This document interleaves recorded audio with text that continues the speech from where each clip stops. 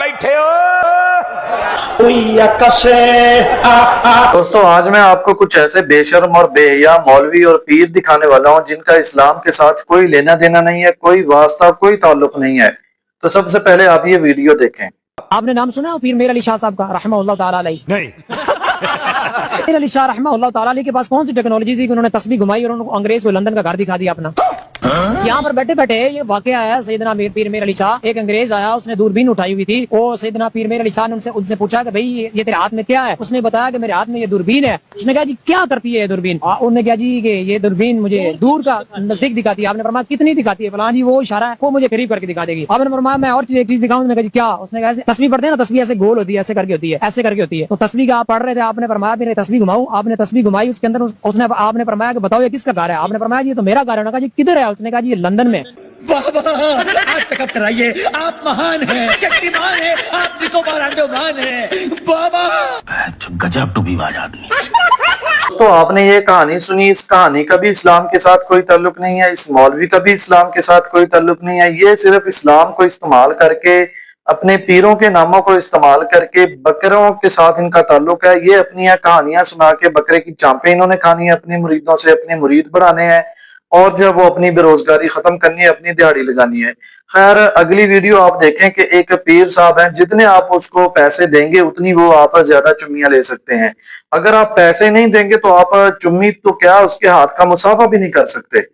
یہ حالت ہے پیروں کی دوستو، پیسے دو گے پھر چمیاں ملیں گی، پھر مسافہ ہوگا۔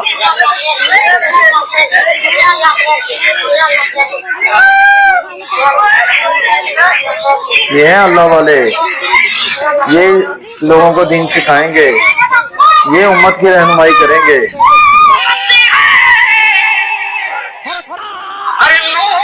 یہ مولوی صاحب نعت پڑھ رہے ہیں، استغفر اللہ۔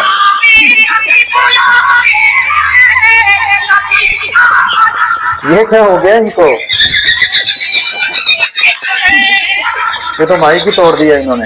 دوستو یہ جو ہے وہ مولوی صاحب آپ نے دیکھے ہیں، یہ حضور صلی اللہ علیہ وسلم کی تعریف کر رہے ہیں۔ آپ مجھے بتائیں کہ یہ ایک ان کا یہ عقیدہ ہے کہ حضور صلی اللہ علیہ وسلم ہر جگہ حاضر ناظر ہیں۔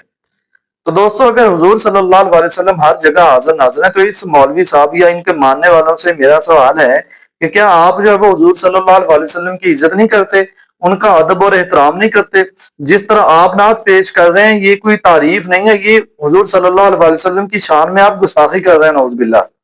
تو دوستو خیر آپ اگلی ویڈیو دیکھیں۔ اگلے پیر صاحب جو ہیں وہ ان کو کوئی پتہ نہیں ہے کہ میں کہاں ہوں، کہاں جانا ہے، کیا کرنا ہے، لوگوں کو وہ مشکل کشا بنا ہوا ہے۔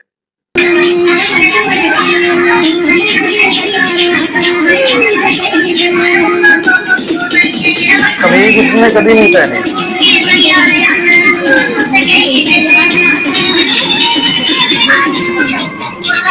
دوستو یہ قبر پرستوں کے لیے مشکل کشا ہے، اور جب یہ مرے گا یہ دربار بھی بنایا جائے گا اس کی قبر پہ، اور مزار بھی بنے گا، چڑھاوے بھی چڑھائے جائیں گے، منتیں بھی مانگی جائیں گی، یہ لوگوں کی بیمار لوگوں کو صحت بھی عطا فرمائے گا۔ تو یہ پیر بنایا ہوا قبر پرستوں نے اپنا، جس کو اپنا پتہ نہیں ہے کہ میں نے کیا کھانا ہے، کیا کرنا ہے، کیا نہیں کرنا، کہاں جانا ہے، بیٹھنا ہے، اٹھنا ہے، تو یہ قبر پرستوں کا مشکل کشا ہے، نعوذ باللہ۔ یہاں طواف کر رہے ہیں، ہمیں آپ کو دیکھا ہے تو اللہ نے خود فرمایا ہے کہ کعبۃ اللہ کو ہی صرف طواف کیا جاتا ہے۔ یہ جو طواف کر رہے ہیں یہ جائز ہے؟ جی جائز ہے۔ جائز ہے؟ ہاں جی تو اس کو طواف کرنا جائز ہے؟ جائز ہے۔ دوستو اللہ تعالیٰ نے قرآن مجید میں فرمایا وَلْيَطَّوَّفُوا بِالْبَيْتِ الْعَتِيقِ کہ کعبۃ اللہ کا طواف کرو۔ اس کے علاوہ نہ قرآن مجید میں اللہ تعالیٰ نے فرمایا کہ کسی مزار پر طواف کرو، بلکہ روضہ رسول کا طواف کا بھی حکم نہیں دیا، نہ کسی مسجد کے طواف کا حکم دیا، نہ کسی مزار کا دیا، نہ کسی خانقاہ کا دیا۔ تو یہ آپ دیکھ لیں یہ لوگوں نے، یہ مشرک نہیں ہے تو اور کیا ہے، یہ شرک کا اڈا نہیں ہے تو اور کیا ہے۔ یعنی کہ انہوں نے اپنے جو ہے وہ پیر کے دربار کو خانہ کعبہ کے جو ہے وہ برابر سمجھ لیا، نعوذ باللہ، اور لوگوں کو درس دے رہے ہیں کہ اس کا طواف جو ہے وہ جائز ہے، اور لوگ ان کے پیچھے لگ کے لوگ کہتے ہیں پتہ نہیں یہ کتنی جو ہے وہ بڑی پہنچی ہوئی ہستی ہے، پہنچی ہوئی سرکار ہے۔ تو دوستو یہ ان کی حالت ہے، یہ قرآن مجید کے ساتھ سراسر زیادتی ہے، اللہ تعالیٰ کے حکموں کے ساتھ سراسر زیادتی ہے۔ تو دوستو اللہ تعالیٰ ان کو ہدایت عطا فرمائے۔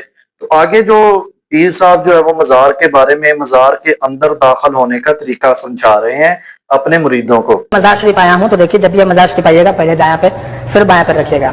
یہ ہمارے یہاں کے مزار شریف ہے، بہت سارے بڑی بڑی ہستی جو بزرگان دین ہیں آرام فرما رہے ہیں۔ دیکھیے آپ کبھی بھی مزار شریف آئیے گا تو کہاں کھڑا ہونا چاہیے وہ میں آپ کو بتانے جا رہا ہوں، کھڑا ہونے کا ادب کیا ہے۔ ایسے تو آپ کہیں بھی کھڑے ہو سکتے ہیں مزار شریف کے قبر کے، آپ غور سے سن لیں دوستو، غور سے، کبھی آپ کو مزار میں جانا پڑ ہی سکتا ہے۔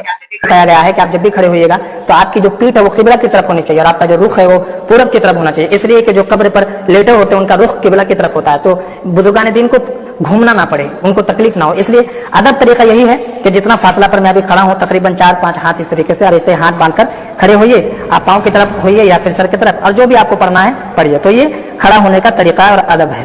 تو دوستو حضور صلی اللہ علیہ وسلم نے دنیا دین کے سارے احکام ہمیں بتا دیے، سکھا دیے، بس یہ مزار میں داخل ہونے کا طریقہ، مزار کا ادب ہمیں نہیں سکھایا تھا۔ تو یہ مولوی صاحب سے آپ نے سن لیا ہے، نعوذ باللہ۔ تو کیا یہ امت کو دین سکھائیں گے؟ کیا یہ امت کی رہنمائی کریں گے آج کل کے دور میں؟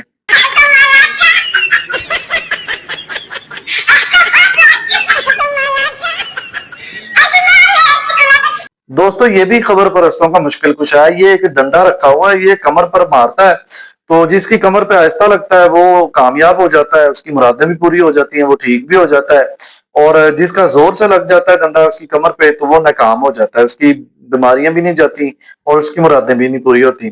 تو جس کی خود کی ٹانگیں جو وہ، بلکہ یہ پورا کا پورا جو وہ قبر میں گھسا ہوا ہے، اور قبر پرستوں کے لیے یہ مشکل کشا ہے، ان کو یہ جنت میں لے کے جائے گا نعوذ باللہ۔